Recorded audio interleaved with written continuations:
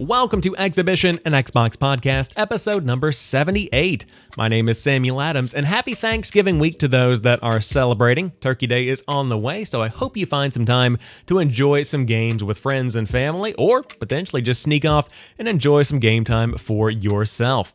But on today's show, we are talking about Xbox's Project Keystone officially getting put on ice as we head into the winter season, with Phil Spencer saying the numbers just aren't adding up. We also have Battlefield 2042 coming to Game Pass Ultimate via EA Play in the weeks ahead, and we'll talk more about what Season 3 entails and if you should dive in to this game now that it's hit its 1-year anniversary.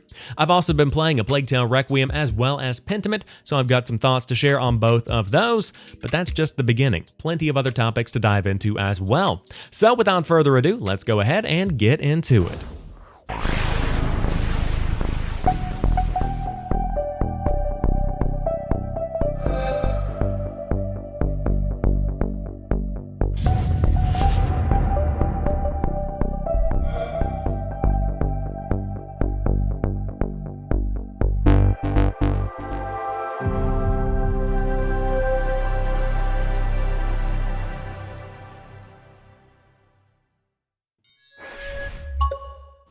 If you're new to the Xbox community, you might not know this, but Phil Spencer's shelf is treated with the same level of excitement as an E3 showcase was back in the day. When this man posts a picture of his office, immediately internet sleuths start digging through trying to find a statue or a note that shows what might be coming from Team Xbox. And a couple of weeks ago, Phil seemed to be playing directly into that notion when he posted a picture of his shelf with a very small Xbox-shaped console at the very top center. Something that's completely unmissable to anybody who's checking out this picture on their Twitter timeline. Of course, many people began to ask, what is that? And it seems like this was Project Keystone, or at least an earlier iteration of Project Keystone. And this is a cloud-based gaming device that is effectively a piece of hardware that's akin to an Amazon Fire Stick or a Roku streaming stick, but for the Xbox world. A small box with a bit of processing power that makes it possible to get Xbox Cloud gaming on any device you plug it into in the same way that you would an Xbox Series S or an Xbox Series X. And so with this tease, people began to get very excited about a potential announcement coming in the weeks ahead. But the narrative has changed on this entirely because earlier this week on the Verge's Decoder podcast, Microsoft Gaming CEO Phil Spencer revealed that the current version of Xbox Keystone did not go into full production because of pricing issues. And this report comes from WindowsCentral.com with Samuel Tolbert delivering the news. This news came via the Verge's Decoder podcast, where Phil Spencer was asked about Project Keystone specifically. Where is this device? And Phil Spencer said, quote, "It was more expensive than we wanted it to be when we actually built it out with the hardware that we had inside. We decided to focus that team's effort on delivering the smart TV streaming app. With Keystone, we're still focused on it and watching when we can get the right cost." He went on later, "I don't want to announce pricing specifically, but I think you have to be somewhere around $129, $99 for that to make sense in my view. We just weren't there with a controller. I love the effort. The reason it's on my shelf is because the team rolled up their sleeves, and in 9 months they built that thing. A bunch of us took it home and it worked. It worked really, really well," end quote. So, to recap, the device is functional, it works really, really well, it's just too expensive to make sense in the current Xbox setup that they've got, the offering that they bring to players. And I do think this makes sense. So let's say the device itself costs $100 to manufacture right now. If you bundle a $70 controller with that, let's say, then you have a $179 bundle right there. I think that sounds reasonable for an MSRP expectation for this device when Phil Spencer is complaining about the price being too high. So let's say this thing is $179. Currently, in Black Friday sales, you can get an Xbox Series S for $240 with a controller bundled in. $250 from certain retailers with like a $50 Target gift card. I know the Microsoft Store is giving a free headset away as well. So let's just say $250 for an Xbox Series S. Who is going to look at this cloud gaming device and say, okay, for $179, I'll go with that, versus $240, and you can get the console that actually plays the games on the device itself, a little bit more stable.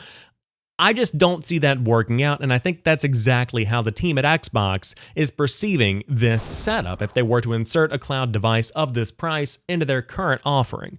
So, I think this comes down to, in the future, the cost of production dropping to the point that they can price this at $99 or $129, even if that means they take a bit of a loss on each of the devices that they sell. What is the attach rate on cloud gaming? Do we think that it's going to make sense to take the same kind of hit that we see in the console space with the Series S and the Series X because the attach rate is higher on these consoles and games will be purchased, subscriptions will be purchased? Do you expect to have that same kind of reaction for the cloud gaming devices? Because that's kind of unprecedented territory in a lot of ways, specifically when it comes to introducing a cloud device into the mix. And part of me wants to look at what happened with Google Stadia, where you do have the Chromecast dongle and a controller. I don't think that panned out very well for Google Stadia. Could it pan out differently for Team Xbox? The jury's still out, but potentially. And I think that cloud gaming is a long-term investment for Xbox. It's something that they want to be the first to the punch on so that they can put those roots down and become a leader in the cloud gaming space, but to some degree that requires a bit of a gamble. I would love to see this device come to market because I see this as something that's kind of similar to what PlayStation did with the PlayStation TV back in the Vita era. And if you don't remember the PlayStation TV, it was a Vita-capable device that plugged into your TV via HDMI and allowed you to play a lot of PlayStation Vita games without the need to actually have that handheld console. And of course, the market was a bit different back then. This was geared more towards people who wanted to play on a TV versus on a handheld device, but that was not a successful device by any stretch of the imagination. I got mine on clearance back in the day, and I still have it over in the closet right now, but no one really wanted that. No one was asking for that. And so my question is, who is asking for a dedicated cloud gaming device from Xbox right now? Because it seems like there's a lot of momentum in the console space. There's a lot of momentum for the Series S in particular, but the Series X is doing very well. There's excitement about a potential mid-gen upgrade, which I think a ton of people are expecting. Is that same excitement there for a cloud gaming device? I could get behind one if I were to take it traveling. If I were to go out of town on vacation or on a business trip, this is something that I could just throw in the bag, pack it and forget it. Potentially also to take it over to my family's house. If I want to play Forza with my dad on Christmas, it could be cool to be able to throw that little cloud gaming device right into the bag and just plug it in and we're ready to go with basically the same experience I'd get from a Series S or Series X. But those are really the only two use cases I've personally got. As somebody who enjoys high fidelity gaming, high frame rates, low latency, cloud gaming does still come with those concessions. I just don't know if the technology is there to warrant this device hitting the market right now. Now, when the prices regulate, when the cost of production goes down 2 to 3 years from now, maybe there are more cloud breakthroughs that lower that latency even more and make it almost a one-to-one experience when you compare it to the console experience itself. But until then, I just don't know if there's a spot for this right now. We've been talking a ton about hardware on this show, but let's talk about some games, starting with A Plague Tale Requiem. I wrapped this game up a couple of days ago, and after playing it for a few weeks, I've definitely got some thoughts. This is not going to include any spoilers whatsoever. But first and foremost, if you haven't played A Plague Tale Innocence and you want to play A Plague Tale Requiem, I would recommend playing Innocence. I really would. It's not required. They kind of onboard you into the experience in a way you don't have to play the first game, but Innocence is one that also deserves your attention because it really does introduce you to these characters and it fleshes out the world in a way that makes Requiem much more impactful in the story that it delivers. But talking to Requiem specifically, this game launched a couple of weeks ago on the Xbox Series X, PS5, PC, and of course on the Nintendo Switch as well via cloud streaming. So not really launching on the Switch, but kind of launching on the Switch, kind of complicated in that way. But this game is aesthetically absolutely gorgeous. Now, I would still put this game in the AA tier. It's not quite on that God of War level. It's not quite on that Last of Us level, but I have yet to see this generation minigames hit this level of fidelity in terms of how detailed the textures are, in terms of how beautiful these landscapes are. And there are some glitches from time to time, but there are moments where facial animations look almost photorealistic. There are moments whenever landscapes look like paintings. I mean, really, there are some stellar scenes in this game, and the gameplay itself is very fun as well. I will say it's a little bit more combat heavy than the first game. I thought that Innocence kind of just guided you through the story, and you had to participate in combat at certain points just to get through and add some spice to it. But this adds a lot of new mechanics into the mix, and it really does explore the idea of violence and anger and continuing to chase after something that you're not sure that you can ever achieve. I think those are three big points that this story hits very, very well. I also want to talk a bit about performance, because this is something we had discussed a few weeks ago, where the news came out that A Plague Tale Requiem was going to be locked at 30 FPS on the Xbox Series X and the PlayStation 5, but the Xbox Series X specifically, since this was one of those games where people had kind of expected. You know, next generation gaming. This came out at the same time as Gotham Knights. Why are we seeing all of these 4K 30 games? Where is this next generation performance I was promised? And I want to say that this game totally changed my perception of the necessity of having 60 FPS in every single game. I do wish it was an option. I think it would be great as an option, but and again, as I said a couple of weeks ago, this could just be me speaking through, some clouded vision because of how much I love the Xbox and how much I love A Plague Tale. But I really think that 30 FPS improved my experience because it did make it more cinematic. I know, I used to think it was bullshit too, sorry. But I really do think that it made me more engulfed in the story. I think it made it much more immersive in the way that things were presented. Again, that's just my 2 cents. I would love to hear your thoughts down below. But if you are afraid of playing this on an Xbox Series X, do not worry whatsoever, because it runs wonderfully well. The frame rate is not even I don't care. It doesn't matter. It feels so good to play, and it looks so good that the trade-off of a 60 FPS option for just how high quality this game looks is perfectly fine in my book. So if you haven't checked out A Plague Tale, I would check out the entire franchise, both of the games. But Requiem is probably my favorite Game Pass game that I have played this year. And that's saying something, because I have checked out a lot of games on Game Pass. Now, speaking of Game Pass, we also saw Pentiment launch this week from Obsidian Entertainment, and this is something that is very experimental in nature, and I think that's kind of the big takeaway that a lot of people have had with this game.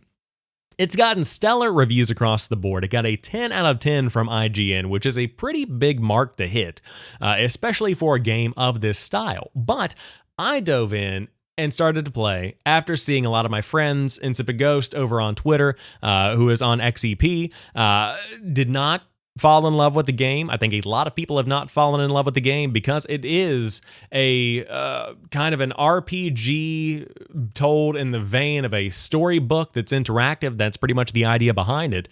But I've played for roughly about 2 hours. I've gotten about 2 hours into the story.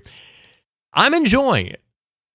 It's something that's new for me. It's something that I have to push myself to play a little bit more of, because initially, whenever I first booted the game up, I thought within the first 2 minutes, this is not for me, because I was coming off of A Plague Tale. I was coming off of some Modern Warfare action.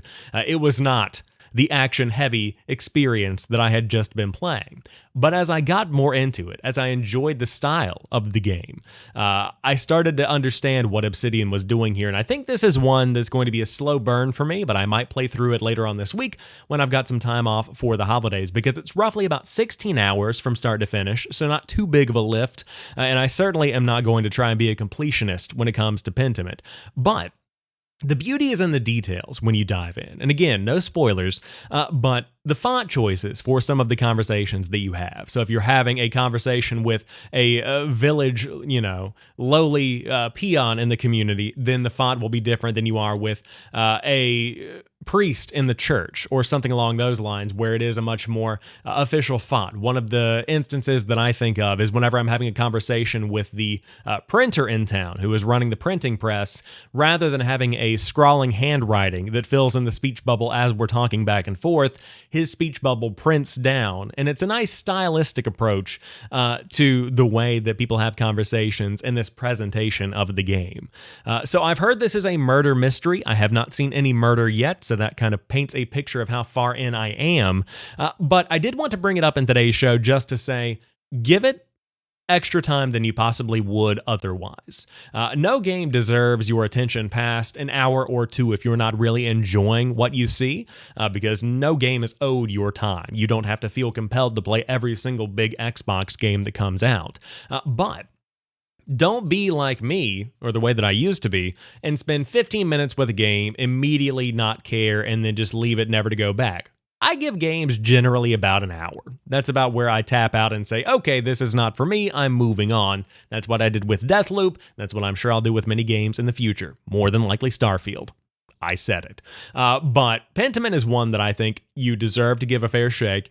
So give it a shot. And I love to see Obsidian really experimenting here. And they've said this is not something that would have been possible without Game Pass, because it does make it more of an option to put out these smaller experimental titles, because there is guaranteed players that are ready and waiting there to play new stuff on Game Pass. And otherwise, if this game had hit physical stores, or if it had even hit digital stores, even with the name Obsidian, I don't know how well this one would have sold. I don't know how well it's going to sell right now. And so what I'm excited the most about Pentiment is to not only finish playing the game, but also see how this impacts the direction that Xbox takes things. Could we see more experimental titles, or is this going to prove that, hey, yeah, Game Pass helps subsidize the development of these games, but no one's playing this? That's the question that I have, is what does this look like long term? Again, reviews are stellar across the board, but from my initial little side of the internet, it seems like not a lot of people are sticking with this one long term. So if you have gotten into a Plague Tale, if you've gotten into Pentiment, I would love to hear your thoughts on these games down below. No spoilers, and of course, you can always hit me up on Twitter. I'd love to hear what you have to say. But wow, what a season for gaming. Some small wins from Xbox, but also big third-party games are landing as well, with a Plague Tale, Modern Warfare 2. It's been quite the year for gaming, and still we have the Callisto Protocol to come out as well. Wow. Just what a time. Battlefield 2042 is officially 1 year old, and as somebody who has roughly about 71 hours in the game according to True Achievements, I can confidently say it has come a long way since it launched last year. Because at launch, this game was borderline false advertising. The maps did not play well, the game itself was janky, there were plenty and tons of bugs. It was just not a great time when the game did launch, and it really did mark a low point for Battlefield as a franchise that I did not think it would ever get to, because we went from Battlefield 1, which was very well received, Battlefield 5, which was pretty well received, to Battlefield 2042, which did a lot of damage to the Battlefield name. Now, since the launch last year, there have been a significant number of improvements to stability, to bug fixes, and on top of that, they've also worked on making a better experience for players. They have done a number of map reworks to add more cover into the game, to make maps feel more dynamic and a little bit more enjoyable overall, a lot less of a giant sprawling landscape, which is a sniper's paradise, and more nitty-gritty individual, one-to-one combat that I think people expect from Battlefield. And they've also added new maps. They've also continued to flesh out the experience in the traditional way. Now, is it going to be what a lot of players want or expect from a year of content from Battlefield? Potentially not, but they have added battle passes. They've worked on the UI. It is a much better game than it was 1 year ago. And of course, as is tradition, looking back on Halo Infinite's 1 year anniversary a couple of weeks ago, if the game had launched in the state that it's in today, with the amount of content that it's got today, I think we'd be having a very different conversation about Battlefield 2042. But the cards fell the way that they did. So with all of that being considered, Season 3 is on the way, Season 2 is winding down, and so we have a new Battle Pass that's coming soon, on top of new maps, a new tank, plenty of cool stuff coming for Battlefield 2042 in the weeks ahead, starting on November the 26th, I want to say. Let me check. I was wrong, it's November 22nd. So with Season 3 beginning on November the 22nd, there is an entire new flow of content coming into the game. Is this a good time to go back to it? In my opinion, the answer is yes, and for Game Pass members, you don't have to wait long to dig back in without having to shell out any cash, because the game is coming to Game Pass Ultimate thanks to EA Play and the playlist.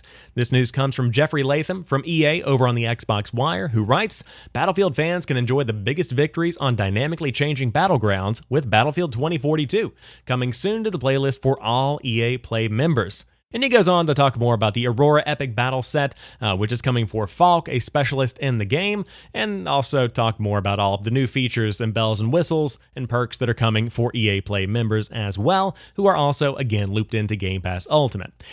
This game getting added to Game Pass is the best possible thing that could happen to this game at this point in its life, because Battlefield 2042 can have as much content as it wants. We have a lot more competition this year.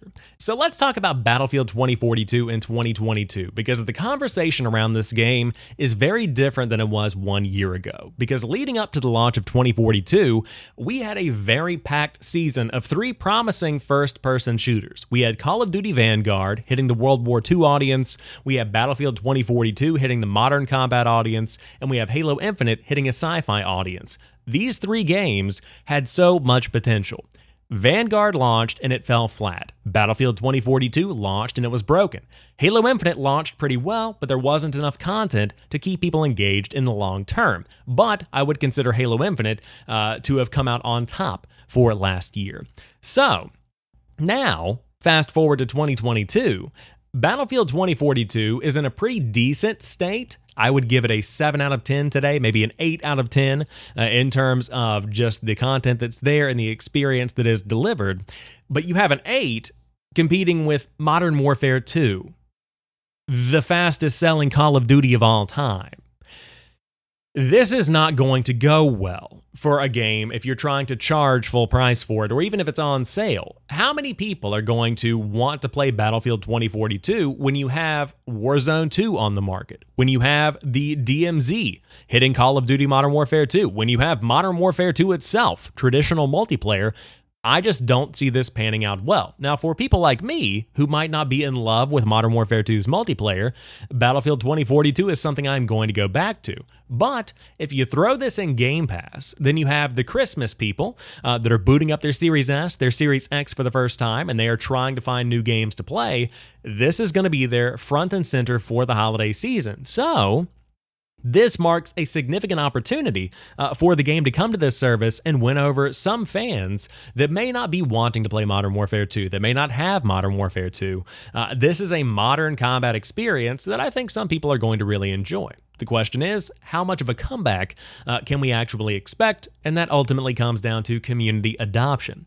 So I'm excited to see Battlefield 2042 get an influx of new players. I'll be going back for Season 3. I don't think I'm buying the Battle Pass, but I've been playing some Season 2. I sat down for about an hour earlier today just to see how the game feels. I played some Exposure, which is one of the best maps that they've added to the game to date, and I really think that this could be a great opportunity for Battlefield fans to go back. The question is, what's long-term support look like, or are people just going to wait to come back with the next Battlefield game whenever that eventually comes out? Only time will tell. To wrap up today's show, we have 2 public service announcement style posts that I wanted to dig into with you all. First and foremost, Xbox's November update now lets players join Discord voice channels directly from their console. No more playing with your phone to try and join something through Xbox. This is a great new feature, and to do so, players need to open the guide, go to Parties and Chats, then select Discord, and from there you can scroll through your available Discord servers and pick a voice channel to join. Previously, you had to go through on your phone and then transfer your voice channel over to Xbox for it to function. Now you just join, no third-party device required. This is the experience that players have been asking for. This gets the job done, and this is something that's very exciting, especially as you look to crossplay with Call of Duty Modern Warfare 2, where players are joining up with their friends on PC to dive into Warzone 2. This is a great way to connect through voice and to have these party chats without the need to add additional hassle in the same way that Nintendo does with the Switch and having to go through that third-party app to use their online chat versus Discord. And so this is great to see. I'm really excited to see Xbox continuing to push forward with these integrations. And again, Discord is where the conversation is happening right now. This is your TeamSpeak of 2022. And so to see it become a core part of Xbox's chat feature just shows how great this is for players overall. So dive in, join some chats, let me know what you think. But wow, what a cool feature that is to have. And finally, we also have Apple TV Plus and Apple Music both coming to Game Pass perks with 3 months free for new subscribers. Now, I am a returning subscriber to Apple Music, and I wanted to see what the offer was for me. So if you've used Apple Music before, you can redeem the 3 months for 2 months. You get 2 months of Apple Music if you are a returning subscriber. This does not apply for existing subscribers to either of these services. But this is one of the new Ultimate perks that comes with Game Pass Ultimate. So going into the holiday season, if you want to check out Apple TV Plus or Apple Music, this is once again a new feature coming your way. Out of everything that they offer here, get Apple TV Plus and please watch Severance. Severance is some of the best television I've ever watched. It is absolutely phenomenal. Now, I don't currently subscribe to Apple TV Plus because I'm not a big TV guy, but when Severance comes back, I am absolutely in. When it comes to Apple Music, totally different story. Spotify all day, every day because of the community playlist and the fact that I can search for stuff like running Halo music or Halo workout, and I can pull up not only Mjolnir Mix, which is the Halo 2 theme, but also some Doom music thrown in there, some Quake music maybe, whatever the music might be. People can make their own playlist, and then I can search for them, which is awesome. Also great for movie soundtracks as well. So that is all well and good. Apple Music is a great option for anybody who doesn't have a music subscription, and this gives you a freebie option there to give it a shot. But man, Apple TV Plus though, Severance, and some of that other stuff too they've got on there. Mythic Quest, for example, which they call out in the blog, Ted Lasso. These are really good options. So definitely dive in and take advantage if you want to check out these new services. That wraps up this week's episode of Xhibition, an Xbox podcast. If you're new here and you enjoy the show, hit that subscribe button on YouTube or add the show to your podcast feed of choice. And as I said at the beginning, if you're celebrating Thanksgiving, I hope you have an absolutely wonderful week filled with turkey and cranberry stuff and everything that comes with Thanksgiving. One of the best holidays out there, in my opinion. But until next time, you guys have a fantastic one. I'll talk to you soon, and keep on playing.